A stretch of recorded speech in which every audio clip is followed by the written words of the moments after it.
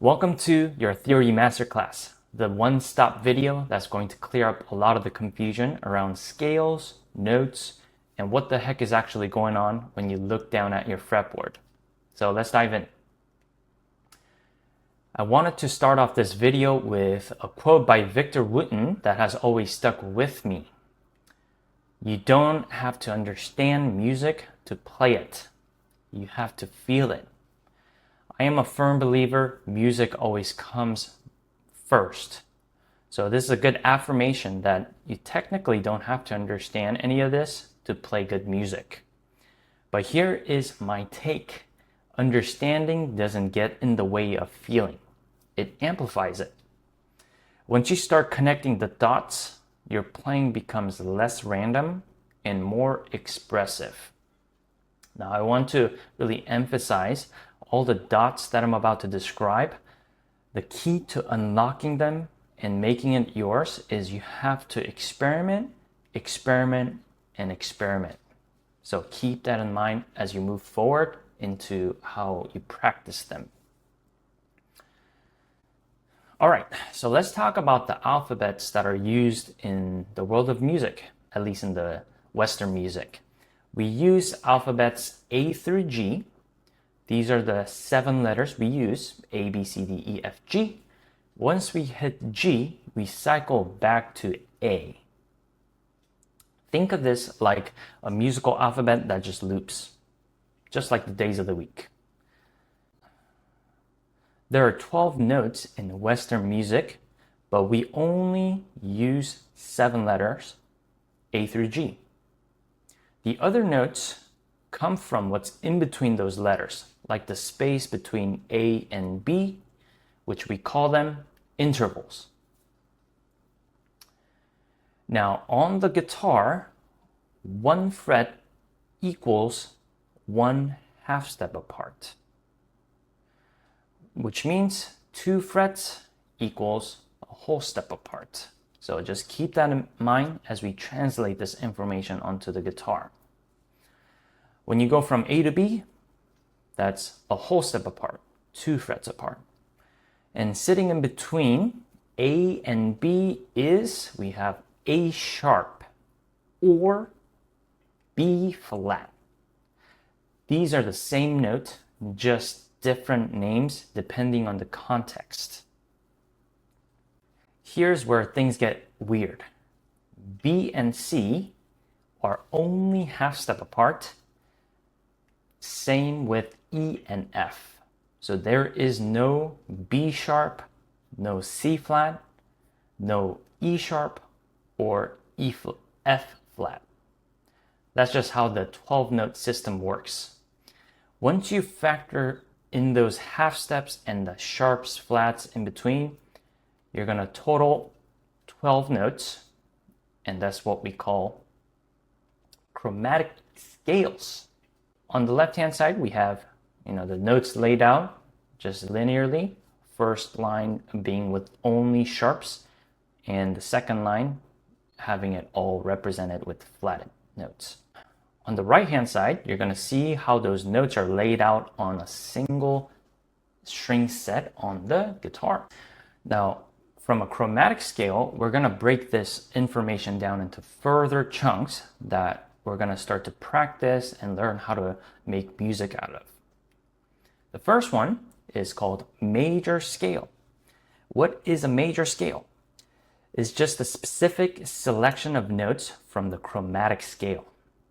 When we get that selection by using a particular formula, a pattern of whole and half step, these are the notes that we get. C, D, E, F, G, A, B. You'll notice that it's just the regular alphabets. Now those notes, we could also number them, which will be pretty helpful later on. So C, we could number them as 1, D, we could number them as 2, E, 3, F, 4, G is 5, A is 6, B is 7. Numbering them really helps when we change key center later on, because a lot of music are not in just one key center. Now, key center here, think of it like a home base. Okay, this is where all the notes revolve around a particular note. Now, coming back to the relationship between a major scale and a chromatic scale, if you derive a particular formula from a chromatic scale down to a major scale, we're going to end up with this particular formula: whole step, half step, whole step, whole step, whole step, half step. Major scale is the parent scale that we're going to learn everything else from. Let's keep going further. Here's the mind bender. If we play the same notes as the C major scale, but we start from A, we get a different sound. And that we call a natural minor scale. It's still A, B, C, D, E, F, G, but now A is the key center. And oftentimes key center gets registered as number 1. So also that might be a helpful information moving forward. So we're in the key of A. You'll notice that C major scale and A minor scale has the same set of notes. We call that being a relative. So C major and A minor are relative keys. It's the same set of notes, but just 2 different key center.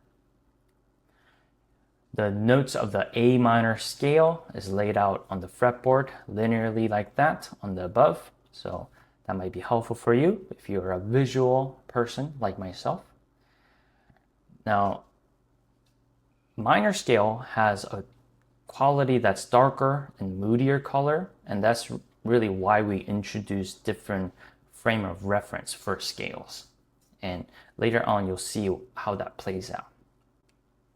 Let's quickly recap the difference between a major scale and a minor scale. If we have 2 same key center for both scales, starting with the major, we have the intervals 1, 2, 3, 4, 5, 6, 7. Then minor has 1, 2, flat 3, 4, 5, flat 6, and a flat 7. Now, if we translate that to our alphabet notes, C major would have C, D, E, F, G, A, B, then it goes back to C.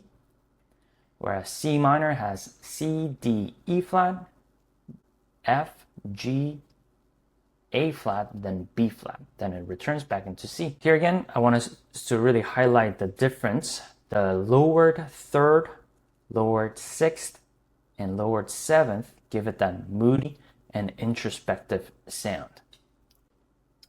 Now, as we move forward, you'll see these 2 scales feel totally different, but you can see they're both derived from the same idea.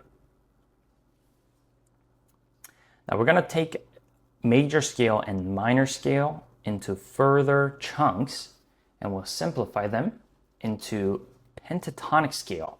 Let's go ahead and start off with major pentatonic scale.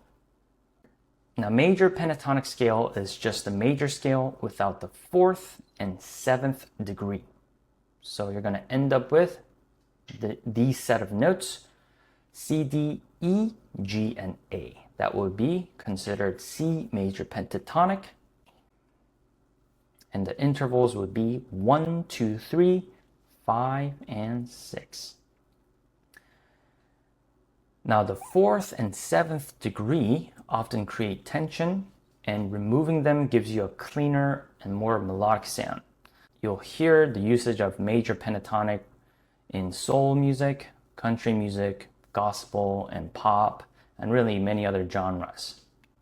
We're avoiding the dissonant intervals, which meaning the notes that create tension. And here are the notes laid out on a single string set on the fretboard. You notice is less amount of notes. And I like to imagine major pentatonic as a happy sounding scale. All right, so the minor pentatonic does the same thing, but with the minor scale. In this case, we are left with the notes A, C, D, E, G. if the key center is A, we're left with the notes A, C, D, E, and G. If we were to number them, we have 1, flat 3, 4, 5, flat 7. In this case, we're dropping the interval 2 and the 6 from a minor scale. So that might be helpful if you wanted to notice the difference between a minor pentatonic versus minor scale. And here, notice that C major pentatonic and A minor pentatonic are relative keys, meaning they have the same set of notes, but different key center and different feel. Those are the notes laid out on the fretboard.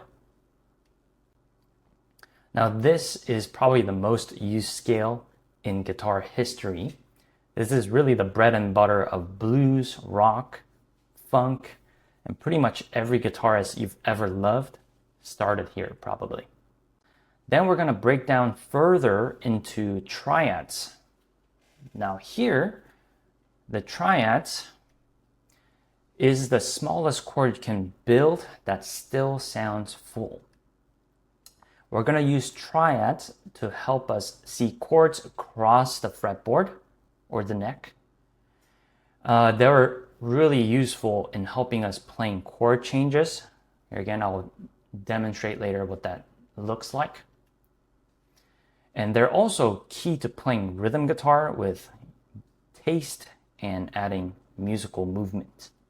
So we'll go ahead and dive with major triads first. The formula for major triad is 1, 3, 5. Now, if we view the major scale in terms of chord scale for a second, the 1 chord, 4 chord, and 5 chord are assigned as major. Now, if we translate that to a C major scale, that means C is the 1 chord, and the notes in a C major triad are C, E, G. Then the 4 chord of a C major chord scale is F, and then F major triad, the notes are F, A, C. Then the 5 chord of a C major scale is G major triad, which the notes are G, B, D. Then we get into minor triads. Here again, in the same major scale, 2, 3, 6 chords are assigned as minor. Now that 7th chord is technically a minor with a flat 5 in it. We won't emphasize so much of the 7th chord. We'll try to get a little bit more comfortable with the regular minor chord. The minor triad formula are 1, flat 3, 5. As we move forward into a lot of scale usage and triad usage, you'll notice that third interval is really the key interval that determines if a chord or a scale is major or minor. So also keep that in mind. Now, here again, in reference to a C major scale, the 2 chord would be a D and a D minor triad. The notes are D, F, A. The 3 chord would be a E minor, and then E minor triad has the notes E, G, B. Then we have the 6th chord, which is A minor. The notes in an A minor triad are A, C, E. Now the special 7th chord, we'll call it B minor flat 5. The notes in that chord are B, D, F. Now here, these little 3-note shapes help us outline chords across the fretboard, and they're also super powerful for improvising and building melodies that sound intentional. All right, let's go ahead and zoom out and recap. So we started with the 12-note chromatic scale, which are all the notes available to us in Western music. From there, we learned how to build major scale, which is a specific selection from a chromatic scale with a formula. That formula is whole, whole, half, whole, whole, whole, half. And then we could translate the alphabet names into numbers, which would be 1, 2, 3, 4, 5, 6, 7. Then we explored the natural minor scale by reframing the same notes. Again, the numbering changes a little bit. Namely, 3, 6, 7 degree gets flatted. Then from there, we simplified both into pentatonic scale, which is a 5-note scales that still carry tons of emotional weight. The degree involved in a major pentatonic is 1, 2, 3, 5, and 6. And minor is 1, flat 3, 4, 5, then a flat 7. Then we wrapped it all with triads, the building blocks of harmony that's going to allow us to not only play changes, but play good rhythm and create interesting movements. Notice that the third degree are the key player in determining whether a chord is a major or a minor. Everything we learn moving forward comes from this.